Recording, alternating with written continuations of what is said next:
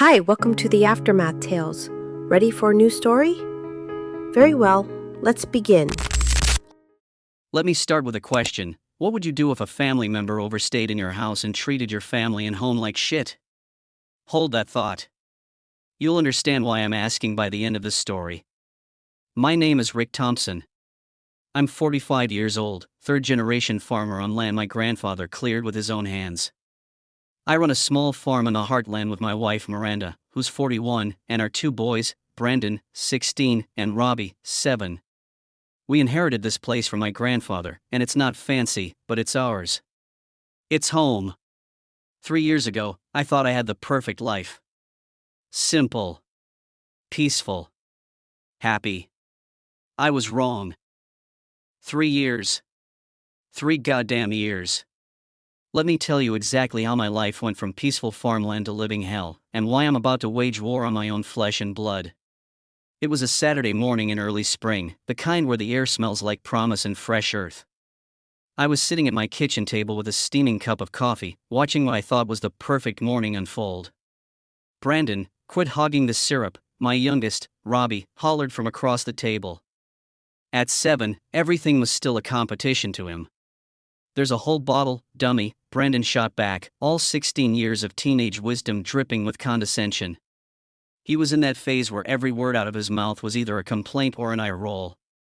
Boys, Miranda warned, flipping another pancake with the ease of someone who'd done this 1,000 times. My wife, 41, still beautiful even in her ratty morning robe with flour in her hair, splitting her time between helping me run this small farm and keeping our family running like a well-oiled machine. This was our life. Simple. Good. Happy. Our little farmhouse that needed a new roof but had character. Our chickens that laid more eggs than we could eat. Our two boys who fought like cats and dogs but would die for each other. I was living the American dream, until it became the American nightmare.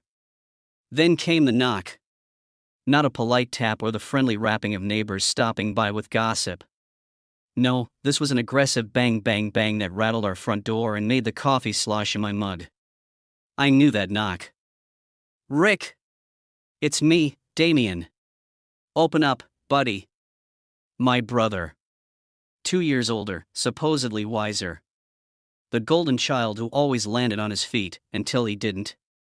Growing up, Damian was the one who got the scholarships, the good jobs, the inheritance. He'd sold his share of our grandfather's land 5 years ago, moved to the city with big dreams and bigger plans. I opened the door, and there they stood, Damian and his wife Rosie, surrounded by matching designer luggage like they were checking into a 5-star resort instead of showing up unannounced at my doorstep. Hey, little brother. Damian's grin was too wide, too bright. His designer suit was wrinkled, expensive sunglasses couldn't hide the bags under his eyes. In 45 years of knowing him, I'd learned that smile meant trouble. We just need a place to crash for a week or two. You know how it is. Rosie clutched her Louis Vuitton purse like a life vest, her usually perfect makeup smudged. At 47, she'd spent thousands on cosmetic procedures to look 35, but today she looked every bit her age and then some. Such a quaint little place. Very rustic. That should have been my first warning. Rosie had never called anything we owned quaint before. She'd always been perfectly polite, in that way rich people are when they're trying not to offend the help. The fact that she was calling our home rustic instead of charming told me everything I needed to know. Of course you can stay. Miranda's voice came from behind me, warm and welcoming. Family's family. Boys, help your uncle with the bags. I watched them waltz in like they owned the place, Damian immediately eyeing our living room, Rosie's nose wrinkling at the sight of our worn furniture. Something cold settled in my gut. But I pushed it down. They were family. We helped family. What happened to your place in the city? I asked, carrying in a suitcase that probably cost more than our truck. Oh, you know how it is, Damian waved dismissively. Market fluctuations. We're between properties right now. Between properties. That's rich people speak for. We fucked up spectacularly. If only I'd known what a week or two really meant. Week 1 was manageable. Damian helped with morning chores, though he complained about the smell and the early hours. He chatted about the old days, seemed genuinely grateful. Rosie praised Miranda's cooking between delicate bites, like she was afraid our food might contaminate her. "This is so hearty," she'd say, pushing vegetables around her plate. "Very country." Week 2, the cracks started showing, and so did the mess. "Miranda, honey, these sheets feel a bit rough." Back home we had Egyptian cotton, 800 thread count. Rosie's voice carried that special tone, sweet as honey, sharp as broken glass. Empty wine glasses littered their nightstand, designer clothes draped over every surface. "Of course, I'll get the softer ones," Miranda replied, already moving toward the linen closet, stepping over Damian's expensive shoes kicked carelessly in the hallway. "And the pillows are quite firm. Do you have anything with goose down?" We didn't. We had regular pillows from the discount store, and they'd always been fine for us. By month 1, my brother had claimed our living room as his personal disaster zone. Picture this: 2 p.m. on a Tuesday, Damian sprawled across my leather couch in nothing but his designer boxer shorts, because even his underwear had to be name brand, beer in one hand, TV remote in the other.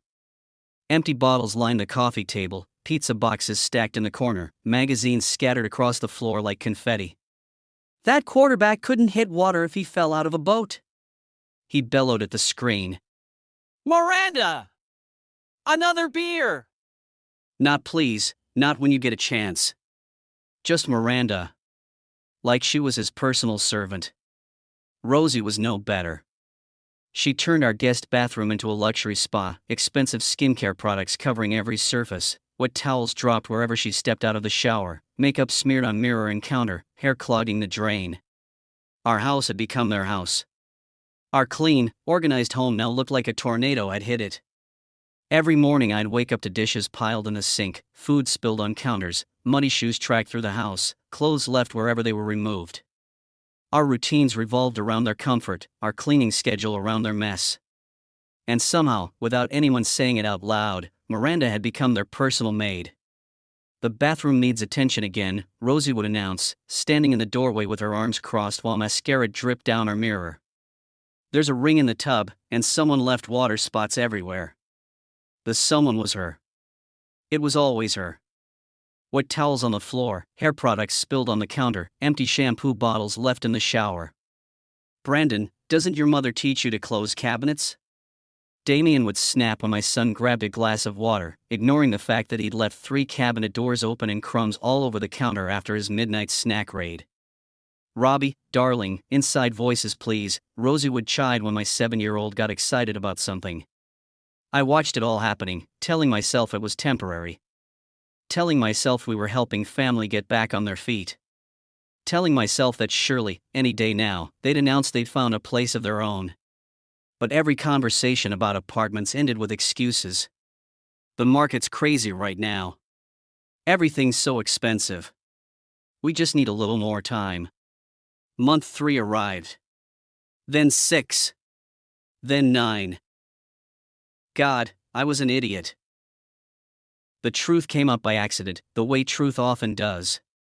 Miranda was cleaning out the kitchen garbage, overfilled again because Rosie had crammed takeout containers on top without pushing down, when a crumpled envelope caught her eye. "Rick," she called out, smoothing the wrinkled paper. "Look at this." It was a collection notice, addressed to Damian at his old address in the city. The postmark was from 6 months ago, right around the time they'd shown up at our door. "Final notice, 3rd attempt," I read aloud. "Account past due 120 days. Legal action pending." Miranda dug deeper into the trash. More envelopes, more notices. Different companies, different amounts, but all the same story. All from their old address. All arriving before they came to us. They weren't between properties, she whispered. They were running. I started keeping the mail they threw away. Credit card statements, loan notifications, letters from law firms, a paper trail of financial disaster they'd been desperately trying to hide. The amounts were staggering. 6-figure debt spread across dozens of creditors. Luxury car loans, personal loans, maxed out credit lines. They'd been living beyond their means for years, borrowing against tomorrow until tomorrow finally came calling. "How?" Miranda asked, reading over my shoulder. How do you spend this much money? Then the stealing started, not just small bills anymore, but desperate grabs at anything valuable. My grandfather's watch disappeared from my nightstand. Miranda's good jewelry started vanishing piece by piece. Even Robbie's piggy bank was raided. They're using our address as a mail forwarding service, I realized, watching Damian intercept the mailman one morning. They don't want their creditors finding them. And they're stealing from us to pay for whatever they can't get on credit anymore, Miranda finished. That's when I realized we weren't just housing an ungrateful family. We were harboring fugitives from financial ruin. Rick, we need to talk, Miranda cornered me by the chicken coop one morning, holding an envelope. Her hands were shaking. What's this? I found it in the trash. Rosie tried to throw it away, but it stuck to something. She handed me a credit card bill. Our credit card bill. With charges we never made. They'd been using our cards. The ice in my stomach turned to fire. Designer clothes. Expensive restaurants in town. A trip to the spa. All on our dime. I'll talk to them. But when I did, Damian's face twisted with hurt. You think I'd steal from my own brother? We're going through a rough patch, sure, but we're not thieves. Then explain this. I shoved the bill in his face. Rosie must have grabbed the wrong card. Honest mistake. We'll pay you back. When? With what money? We're working on it. Working on it. That's what he called lying on our couch all day while his wife criticized everything we owned. The confrontations became daily.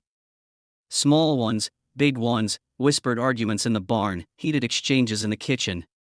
Every time I brought up their leaving, Damian would deflect, Rosie would cry, and somehow I'd end up feeling guilty.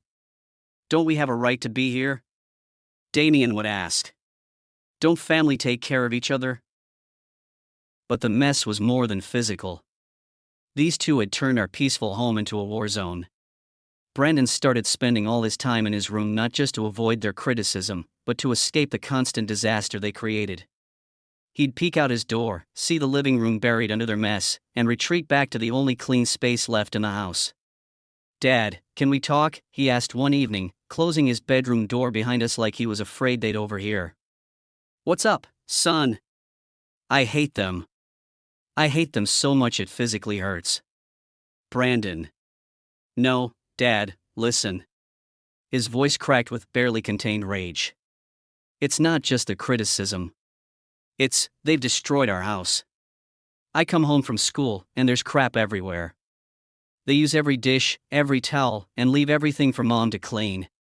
The whole house smells like stale beer and cigarettes even though they smoke outside. He's just old-fashioned, such an idiotic excuse, but I am trying to calm my son down. He's a slob. The word came out flat, emotionless. And Aunt Rosie's mean to Mom.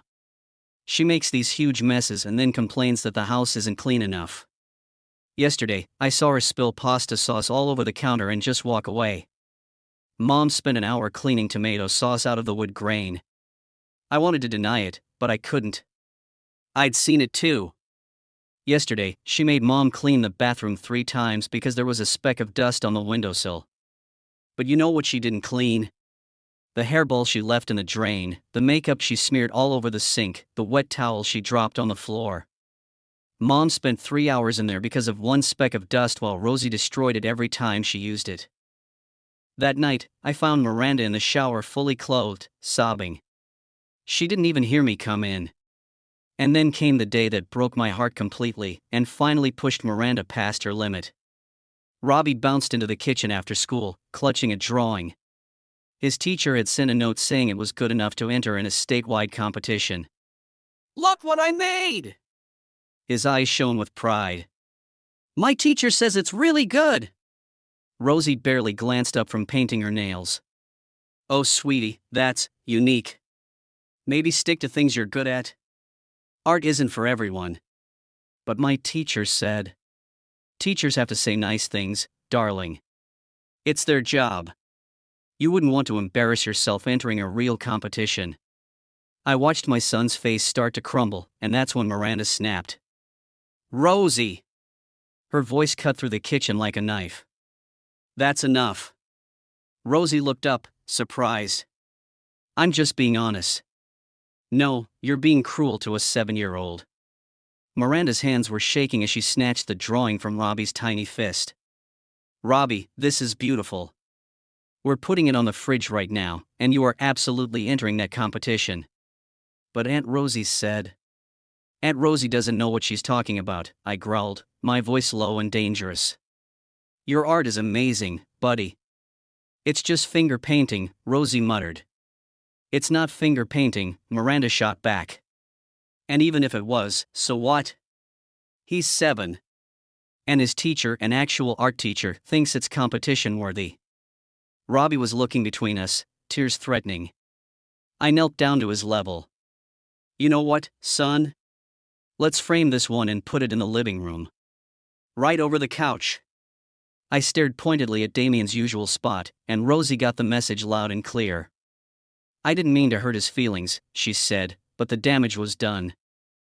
That night, I still found Robbie's original drawing in the trash. The stick figure of our farm with Dad, Mom, Brandon, and Robbie carefully labeled. No space for Damian or Rosie. When I grow up, I want to live far away from mean people, he'd written at the bottom in his shaky handwriting. I kept that drawing. It's framed in my office now, a reminder of the moment I realized we'd let the poison stay too long. That's when something inside me started to break.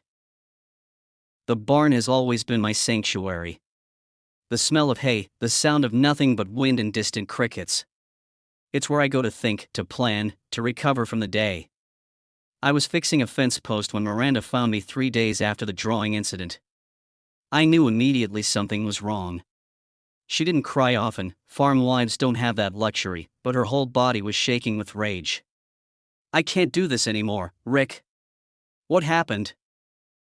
Miranda couldn't even get the words out. She told Robbie he was ugly. She said his freckles make him look like he has a disease. The fence post snapped in my grip. Then she went through our bedroom again. I caught her with my jewelry box, and when I asked what she was doing, she said I was being paranoid. That maybe I should see someone about my anxiety. Miranda's voice was rising now, getting stronger. Then she had the nerve to tell me my cooking was making everyone constipated, and maybe I should stick to simple foods I understand. Miranda. No! She grabbed my arm. I'm done. I'm so done. Today, right now, you march in that house and tell them to leave. I looked at my wife, really looked at her. She'd lost 20 pounds. Dark circles under her eyes. Her hands, which used to be soft despite the farm work, were chapped and bleeding from excessive cleaning. When had she stopped humming while cooking? When had she stopped laughing at my terrible jokes? You're right, I said. This ends now. We walked back to the house together. Brandon was in the kitchen, doing homework while keeping an eye on Robbie, who was coloring at the table. He looked up at us, saw our expressions, and nodded like he'd been waiting for this moment. Boys, go to your rooms, I said. Dad. Rooms. Now. They left reluctantly. I heard Damian's laugh from the living room, some TV show reaching its punchline. Damian, Rosie, we need to talk. They didn't even pause the show. What's up, little brother? Damian's voice carried that edge it always had when he knew he was in trouble but thought he could charm his way out. You need to leave. Today. The room went dead silent. Even the TV seemed to lower its volume. Excuse me? Rosie's perfectly manicured eyebrow arched. She slowly placed her glass of wine, our wine, on the coffee table. You've been here 3 years. That's not temporary anymore. That's permanent, and we never agreed to permanent. We're family, Rick. Damian's voice had hardened. Family helps family. Family doesn't steal from family. Miranda's voice cut through the room like a whip. Family doesn't use family's credit cards. Family doesn't make children feel worthless in their own home. We've never. Don't you dare. Miranda exploded. 3 years of bottled rage came pouring out. Don't you dare stand there and lie to my face. You've turned this house into your personal hotel, treated me like your maid, insulted my children, stolen our food, our money, our peace. Rosie's face reddened. How dare you accuse us? I dare because it's my house. Miranda was screaming now, years of politeness shattered. My house! And I'm sick of watching my kids walk on eggshells because you two parasites can't get your shit together. Watch your mouth, Miranda. Damian stood up, trying to loom over her. You're being hysterical. Hysterical? Miranda lunged at him. I caught her arm just in time. I'll show you hysterical. Get the fuck out of my house. I roared, my voice shaking the windows. Parasites are not welcome here anymore. The silence that followed was deafening. Even the boys' rooms were quiet. They'd probably never heard me raise my voice like that. Damian's face twisted into something ugly. Fine. We'll leave. But don't come crawling back when you need us. Get out, I repeated, quieter but no less menacing. Now. But they didn't move. Damian sat back down, picked up the remote, unmuted the TV. I said get out. I repeated once again. It's late, Rosie said, examining her nails. We'll leave in the morning. Something snapped inside me. All the rage, all the frustration, all the months of watching my family suffer, it all crystallized into perfect, cold clarity. Fine, I said. Stay. Miranda looked at me like I'd lost my mind. Rick, she tried to stop me. No, honey. Let them stay. After all, they're family, right? I gave her the smile and she understood. That night, after everyone was asleep, Miranda and I sat at the kitchen table, planning. They're not leaving on their own. She whispered. Then we make them leave. How? I pulled out my phone, started scrolling through contacts. Remember all those debt collection letters? Understanding dawned on her face. You kept them. Miranda smiled. Every single one. We spent 3 hours that night making a list of every creditor, every debt collection agency, every bank that had sent letters. We organized them by priority and wrote down all the account numbers and reference numbers from the letters. We'll start calling first thing in the morning. I said. Most of these places open at 8 a.m. And while you're doing that, I'll handle the other stuff. We didn't break any laws, we simply planned to inform them of our guests' current address during business hours. After all, we weren't hiding anything, just providing information they'd been seeking. But that's not enough. Miranda said. You're right. We got creative. First, I called my cousin Mike, who worked for the county sheriff's office. Explained our situation. He couldn't do anything official, but he had friends who could help. How about a wellness check, he suggested. Anonymous tip about suspicious activity. Nothing illegal, just making sure everything's okay. Next, we started a campaign of minor inconveniences. Their expensive shampoo? Replaced with discount store brand. Their designer clothes in the laundry? Somehow ended up with red socks. The Wi-Fi password? Changed daily. I need you to call someone, I told Brandon the next morning. Who? Remember Tyler's dad? The one who works for the IRS. Brandon grinned. Oh, Dad. You're evil. He whispered, and he loves the idea. No, son. I'm just protecting our home. The first shot was fired the next morning. While Rosie stumbled downstairs, hair a mess, demanding her morning coffee, I was already on my third phone call to debt collectors. Thank you for the information, Mr. Thompson, the agent said. We'll be sure to contact them at that address. The coffee machine was broken. When she tried the instant coffee, we were out of sugar. Miranda, can you run to the store? I'm sorry, Rosie. I'm too constipated. Must be your advice about the cooking. Miranda said and turned her back. The audacity. Damian's car wouldn't start. The battery was mysteriously drained. No problem, I'd give him a jump. Except my jumper cables went missing. By noon, I'd made 12 phone calls to different creditors. The mail started arriving that same day. Letters from law firms, banks, credit agencies.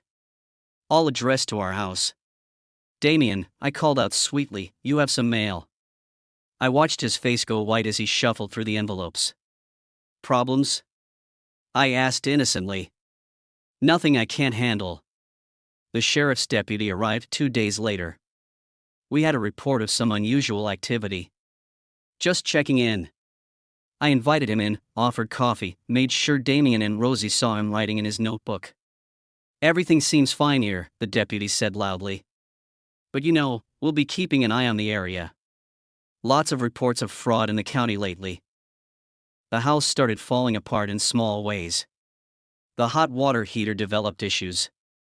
The plumbing in their bathroom backed up. The door to their room stuck constantly. "I'll call a repair guy," I'd say. "Maybe next week."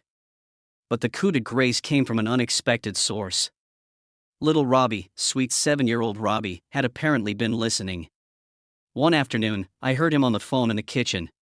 "Hello? Yes, I'd like to report some strangers in our house. They eat all our food and make mommy cry." The CPS social worker who showed up the next day was very understanding. Especially when she saw all the documentation we'd prepared. "Financial stress can affect family dynamics," she explained. "Sometimes temporary residence can create tension. Have you considered counseling?" she asked Damian and Rosie. "Or perhaps finding your own accommodations to reduce stress on the children?" It took another week. A week of mysterious car troubles, missing belongings, unexpected visitors, and increasingly public humiliation. The neighbors started talking. The mailman made comments. Even the grocery store clerk asked if those folks staying with us were the ones all the collection agencies were looking for. Rosie found her expensive skincare products replaced with dollar store versions. Her designer handbag somehow acquired mysterious stains. Damian's cologne smelled suspiciously like skunk. "What's happening here?"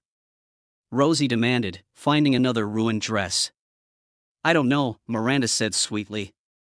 "Maybe it's karma." The final straw came when Brandon's friend Tyler, whose father worked for the IRS, stopped by for dinner.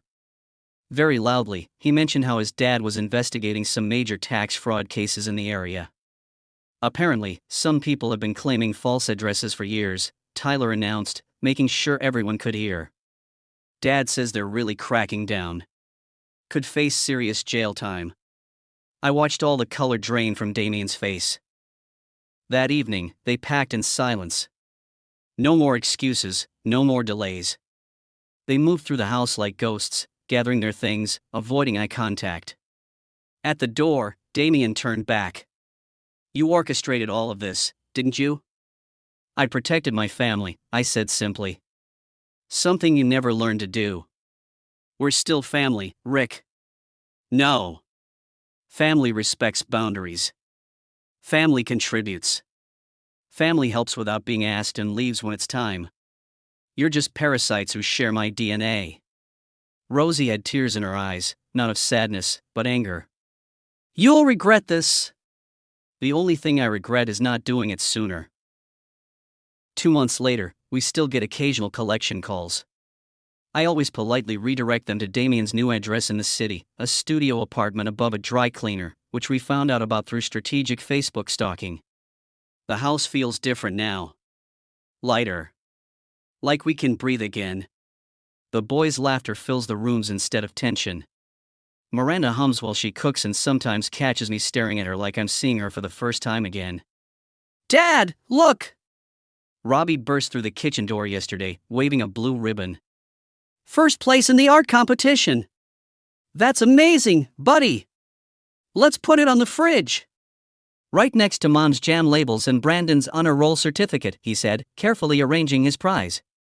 Brandon brought friends over last weekend. Real friends who laughed and joked and treated our home with respect. They played video games in the living room, Damian's former kingdom, and complimented Miranda's cooking without sounding like they were critiquing it. We see Damian and Rosie occasionally.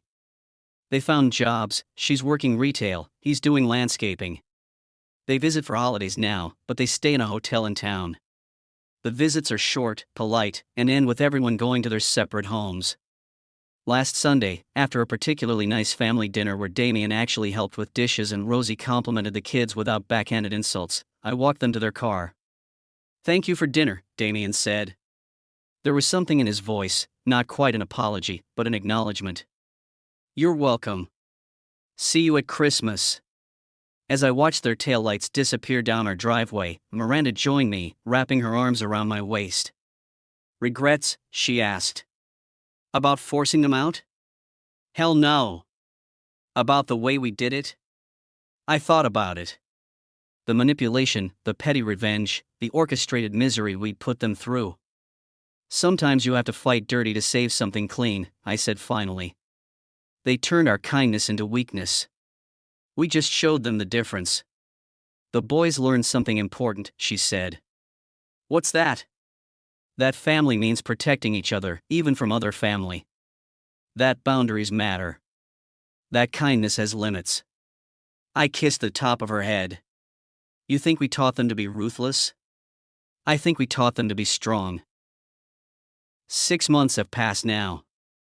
Robbie's artwork covers the fridge, Brandon's talking about college, and Miranda's planning a garden expansion that will triple our produce yield. I watch her poring over seed catalogs at the kitchen table, the same table where months ago she sat crying about feeling unwelcome in her own home. The property looks different too. We've painted the house, fixed the roof, upgraded the chicken coop.